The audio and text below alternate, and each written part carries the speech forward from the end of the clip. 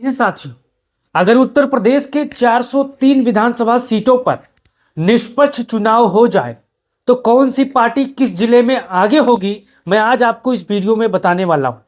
जैसा कि आपको पता है, बिहार की जो राजनीतिक समीकरण है वो अलग है, उत्तर प्रदेश की जो राजनीतिक समीकरण अलग है। 2024 के लोकसभा चुनाव में समाजवादी पार्टी के अध्यक्ष अखिलेश यादव ने पीडीएफ फार्मूले पर 2024 का लोकसभा चुनाव लड़ा था। अगड़े सीटों पर पिछड़े और दलितों को मैदान में उतारा था। वही फार्मूला 2027 के विधानसभा चुनाव में अखिलेश यादव 100% अपनाने वाले हैं। लेकिन आज जानेंगे कि उत्तर प्रदेश के 403 विधानसभा सीटों में अगर आज निष्पक्ष तरीके से विधानसभा चुनाव हो जाए तो कौन सी पार्टी किस मंडल में आगे है, मैं आज आपको इस वीडियो में बताने वाला हूं। आप भी अपना राय, कीमती राय जरूर दीजिएगा। आप यहां पर देख सकते हो, यूपी में 403 विधानसभा सीट है और मुकाबला अखिलेश यादव बनाम भाजपा है। मायावती एकदम खत्म हो चुकी हैं, कोई लड़ाई की स्थिति में है ही नहीं। लेकिन आज जानेंगे कि मंडल में माहौल क्या है आज के डेट में।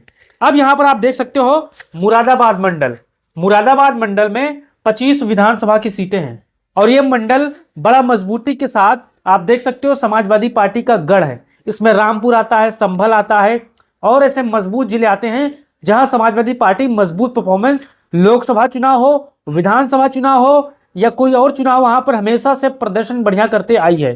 तो मुरादाबाद मंडल 25 विधानसभा की सीटें हैं और यहां पर मोदी का मैजिक भी इस मंडल में नहीं चलता है साथियों, इस चीज को आपको ध्यान देना है। तो 16 सीटें समाजवादी पार्टी के खाते में यहां पर मुरादाबाद की जाने की संभावनाएं हैं। अब 7 सीटें भाजपा के खाते में, 2 सीटें बहुजन समाज पार्टी के खाते में जाने की संभावनाएं हैं। अगर आप भी मुरादाबाद मंडल के होंगे तो आप निष्पक्ष तरीके से अपना राय दीजिए। अगर निष्पक्ष तरीके से चुनाव होते हैं, पार्टी को ज्यादा सीटें मिल सकती है और मुरादाबाद मंडल किसका गढ़ है साथियों, ये भी आप बताइएगा। अब चलते हैं मिर्जापुर मंडल की तरफ। मिर्जापुर मंडल में 12 विधानसभा की सीटें आती हैं और इस मंडल में आप जानेंगे कि कौन सी पार्टी आगे है, कौन सी पार्टी पीछे। तो यहां पर आप देख सकते हो, समाजवादी पार्टी मिर्जापुर मंडल में भी आगे है, क्योंकि 2027 के विधानसभा चुनाव में अगड़े सीटों पर पिछड़ों को, दलितों को अखिलेश यादव उतारेंगे। इस चीज को आपको जहन में रखिएगा। जो जातीय समीकरण होता है उत्तर प्रदेश में काफी मजबूती के साथ हावी होता है। धर्म का मुद्दा जातीय समीकरण ही काट सकता है। अगर धार्मिक मुद्दे हावी होते हैं तो उसके काट के लिए जातीय समीकरण यहां पर लाया जाता है, ताकि वहां पर जो धर्म है, जाति यहां पर ऊंचा हो जाए, धर्म यहां पर नीचा हो जाए जातीय समीकरण के एतबार से। तो यहां पर 2024 के लोकसभा चुनाव में मिर्जापुर मंडल में अखिलेश यादव को फायदा मिला था साथियों। अब यहां पर 7 सीटें समाजवादी पार्टी जीत रही है, जबकि उसके पीछे भाजपा है 5 सीटें जीत रही है और बहुजन समाज पार्टी और अन्य का कोई मिर्जापुर मंडल में खाता नहीं खुल रहा है। अब चलते हैं दूसरे मंडल, मेरठ मंडल में। मेरठ मंडल में टोटल 28 विधानसभा की सीटें हैं और आपको याद होगा, मेरठ हापुड़ लोकसभा सीट समाजवादी पार्टी चुनाव जीत चुकी थी। किस तरह से वहां पर उनको हराया गया था, अरुण गोविल को किस तरह जिताया गया था, आप सभी अगर मेरठ के होंगे, मेरठ मंडल से होंगे तो आपको पता होगी। अब इस मंडल में 28 विधानसभा की सीटें आती हैं और यहां पर जो निष्पक्ष तरीके से चुनाव होने की प्रक्रिया है अगर होगी तो समाजवादी पार्टी 17 सीटें जीत सकती है और 10 सीटें भारतीय जनता पार्टी जीत सकती है। 1 सीटें यहां पर बहुजन समाज पार्टी के खाते में जाने की संभावनाएं हैं। अब आगे देखिए साथियों, कानपुर मंडल। कानपुर मंडल में टोटल 20 विधानसभा की सीटें आती हैं। अब एक मंडल में 4 से 5 जिले होते हैं, इस चीज को आपको ध्यान देना है। तो यहां पर हमारे जितने भी साथी होंगे कानपुर मंडल के, वो बताइएगा कि 20 सीटों में आपका क्या अनुमान है, कमेंट बॉक्स खुला है। तो यहाँ पर समाजवादी पार्टी 12 सीटें जीत रही है, 7 भाजपा जीत रही है, बसपा 1 जीत रहा, अन्य का कोई खाता यहाँ पर कानपुर मंडल में नहीं खुल रहा है साथियों। अब आगे देखिए झांसी मंडल। झांसी मंडल में 13 विधानसभा की सीटें हैं, जिसमें समाजवादी पार्टी 8 सीटें, भाजपा 4, बसपा यहाँ पर 1 सीट जीत रही है। अब भी झांसी मंडल के होंगे तो आप इसको लेकर अपना राय जरूर दीजिएगा। अब चलते हैं गोरखपुर मंडल की तरफ। गोरखपुर मंडल में 26 विधानसभा की सीटें हैं। अगर गोरखपुर शहरी सीट छोड़ दिया जाए तो भारतीय जनता पार्टी का शहरी सीटों पर प्रभाव है, मुख्यमंत्री योगी की वजह से शहरी सीटों पर ज्यादा प्रभाव है। लेकिन जैसे आप गांव के हिस्से पर जाएंगे, वहां पर क्षेत्रीय पार्टी समाजवादी पार्टी मजबूती के साथ वहां पर हावी होती है। जो शहरी सीट होते हैं वहां पर भारतीय जनता पार्टी हमेशा बढ़त में रहती है और जैसे ही गाँव में उतरा जाता है तैसे Samajwadi party, Bahujan Samaj party, Congress party बढ़त बना लेती है धीरे धीरे साथियों। तो इस चीज को आपको ध्यान देना है। 26 सीटों में से गोरखपुर में से 10 समाजवादी पार्टी, 13 भाजपा, 3 यहाँ पर बीएसपी और अन्य का कोई खाता यहाँ पर नहीं खुल रहा है। गोरखपुर मंडल की मैं आपको बात बता रहा हूँ। अब आगे देखिए देवी पाटन मंडल, यहाँ पर 21 विधानसभा की सीटें आती हैं। अब यहाँ पर समाजवादी पार्टी 9 सीटें जीत रही है, जबकि भाजपा है 11 सीट जीतने की संभावना है, बसपा के खाते में 1 और अन्य का कोई खाता देवी पाटन मंडल में नहीं खुल रहा है। अगर आप इस मंडल के होंगे तो आप अपना राय जरूर दीजिएगा। अब चलते हैं चित्रकूट मंडल की तरफ। 19 विधानसभा की सीटें आती हैं, जिसमें 9 सीटें समाजवादी पार्टी, तो 9 सीटें भाजपा और बसपा का 1 सीटों पर खाता खुल रहा है, अन्य का कोई खाता यहाँ पर नहीं खुल रहा है। अगर आप भी चित्रकूट मंडल के होंगे तो आप अपना राय भाई जरूर दीजिएगा। अब चलते हैं बस्ती मंडल की तरफ। बस्ती मंडल में 17 सीटें हैं, 17 में से समाजवादी पार्टी 10 और भाजपा 6, बसपा 1 और अन्य का कोई खाता नहीं खुल रहा है। अब बस्ती मंडल में अगर आप जमीन पर जाओगे, चर्चा करोगे, तो समाजवादी पार्टी के कैडर काफी मजबूत है। अगर आप भाजपा के होंगे तो आप भले ही आप भाजपा को जिता रहे होंगे, लेकिन जब जमीन पर आप जाओगे बस्ती मंडल में, अंबेडकर नगर में, बस्ती में और आसपास के जो और 3-4 जिले हैं, आप वहां पर पता करोगे तो बस्ती मंडल में समाजवादी पार्टी का कैडर बड़ा मजबूत है। एक ऐसा मजबूती है कि जैसे आजमगढ़ में सपा मजबूत है, मैनपुरी में मजबूत है और मुरादाबाद में मजबूत है, वैसे ही बस्ती मंडल में समाजवादी पार्टी मजबूत है। भाजपा का संगठन, उसके पास पैसा, सरकार है तो ये चाहे मजबूत हो, लेकिन सपा के पास सरकार नहीं है, ना कोई उतना पैसा, लेकिन फिर भी बस्ती मंडल में समाजवादी पार्टी मजबूत है। अगर आप बस्ती के होंगे तो अपना राय जरूर दीजिएगा। 10 सीटें समाजवादी पार्टी, 6 भाजपा, 1 बसपा, अन्य का कोई खाता बस्ती मंडल में नहीं खुल रहा है साथियों। अब आगे देखिए बरेली मंडल। बरेली मंडल में 26 विधानसभा की सीटें हैं और 13 समाजवादी पार्टी जीतने की संभावना है, जबकि 11 भाजपा, बसपा के खाते में 2 और अन्य का कोई खाता यहाँ पर नहीं खुल रहा है साथियों। तो बरेली के जितने हमारे साथी होंगे अपना राय जरूर दीजिएगा। अब चलते हैं आजमगढ़ मंडल की तरफ। 23 विधानसभा की सीटें आजमगढ़ मंडल में, और आजमगढ़ जैसा कि आपको पता है, आजमगढ़, मऊ और 2-3 जिले मिलकर एक मंडल बना है।